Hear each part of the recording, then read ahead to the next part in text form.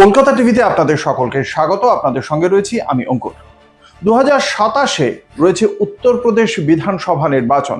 উত্তরপ্রদেশ বিধানসভা নির্বাচনকে অনেকেই বলে থাকেন কেন্দ্রের সিঁড়ি, অর্থাৎ 2029-এ লোকসভা নির্বাচনের আগে এই উত্তরপ্রদেশ বিধানসভা নির্বাচনের মাধ্যমেই একটা ইঙ্গিত পাওয়া যায় যে কেন্দ্রীয় সরকারের শাসনে কোন রাজনৈতিক দল আসছে। খুব স্বাভাবিকভাবেই এই 2026-এ দাঁড়িয়েই সেই উত্তরপ্রদেশ বিধানসভা নির্বাচন, অর্থাৎ সামনের বছরেই যে নির্বাচন রয়েছে, তার জন্য ইতিমধ্যেই প্রস্তুতি শুরু করে দিল বিভিন্ন রাজনৈতিক দল। এবং সেক্ষেত্রে উত্তরপ্রদেশের প্রধান বিরোধী দল সমাজবাদী পার্টির প্রধান অখিলেশ যাদব আজকে তিনি একটি গুরুত্বপূর্ণ বক্তব্য রেখেছেন।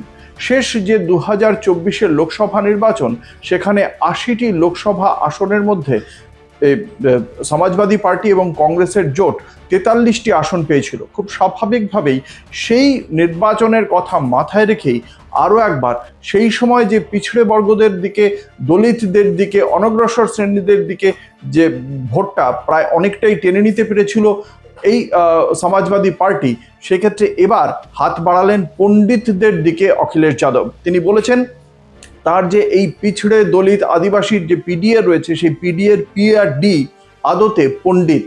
তিনি পণ্ডিতদেরও এই যে তার বিশেষ একটা সংগঠন, সেই সংগঠনের মধ্যে অন্তর্ভুক্ত করার কথা বলেছেন। আজকে যখন একথা তিনি বলেন, সেই সময় তার বলার মধ্যেই তার সদস্য সমর্থকরা তাকে করতালি দিয়ে তার এই বক্তব্যকে স্বাগত জানায়।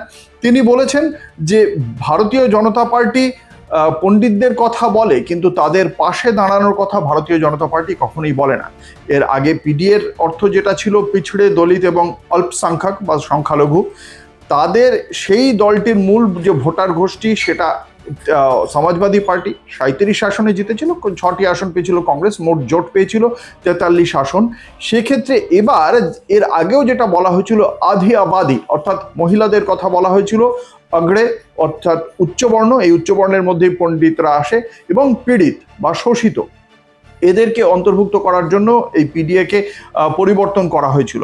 আজ দলীয় যে দপ্তর, সেখান থেকেই অখিলেশ যাদব কথা বলেছেন। এবং বেশ কয়েকটি, কেন তিনি বলছেন যে বিজেপি পণ্ডিতদের দিকে নজর দেয় না, সেই বিষয়ে বেশ কয়েকটি উদাহরণ তুলে ধরেছেন তিনি।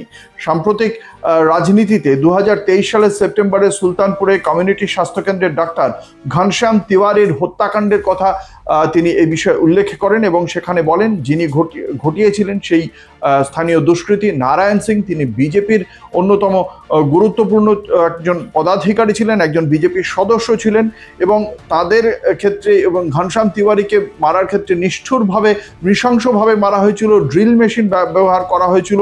গ্যাংস্টার বিকাশ দুবেকে যেভাবে এনকাউন্টারে মারা হয়, সে কথা উল্লেখ করিয়ে দিয়েছেন তিনি। এবং একই সঙ্গে মাঘ মেলার সময় যেভাবে স্বামী অভিমুক্তেশ্বরানন্দকে অপমান করা হয়েছিল, এবং তার পাশাপাশি বটুক শ্রেণী অর্থাৎ ব্রাহ্মণ শিষ্যদের যেভাবে স্নান করতে বাধা দেওয়া হয়, অপমান করা হয়, বের করে দেওয়া হয়েছিল, সেই প্রত্যেকটি বিষয়ে তাঁর বক্তৃতায় তুলে আনেন অখিলেশ যাদব। এবং সেখানে তিনি আরও একবার মনে করিয়ে দেন যে ছোটে লোহিয়ার নামে নামকরণ করা হয়েছিল যে পার্কের, সেই পার্কটি আসলে লোহিয়া পার্কের থেকেও বড় করেছিল সমাজবাদী পার্টি।